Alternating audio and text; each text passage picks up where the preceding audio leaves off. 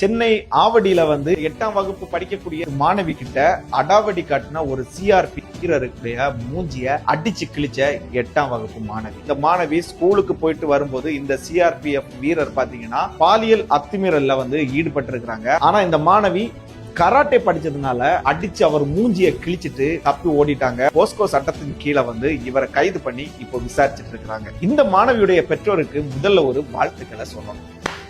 கல்வி, உணவு, உடை இது எவ்வளவு ஒரு குழந்தைக்கு முக்கியமோ அதே அளவு கராத்தையும் முக்கியம்னு சொல்லி அதை படிக்க வச்சிருக்காங்க. பாத்தீங்களா, கராத்தேங்கிற தற்காப்பு கலையை படிச்சதுனால உடல் ஆரோக்கியத்துடனும் மன ஆரோக்கியத்துடனும் இந்த மிருகத்திட்ட இருந்து தப்பிருச்சு. இது போல எல்லா குழந்தைகளும் மன ஆரோக்கியத்துடனும் உடல் ஆரோக்கியத்துடனும் இருந்து இந்த மாதிரியான விஷயங்களை எதிர்கொள்ளணும். எனவே நமக்கு கல்வி, உணவு, உடை எவ்வளவு முக்கியமோ அதே அளவு பெண் குழந்தைகள் நினைத்த உயரத்தை வந்து அடையிறதுக்கு அவங்களுக்கு இந்த மாதிரியான தற்காப்பு கலையை கற்றுக் கொடுக்கிறதுக்கு பெற்றோர்களாகிய நீங்க ஒரு வழிவகை செய்து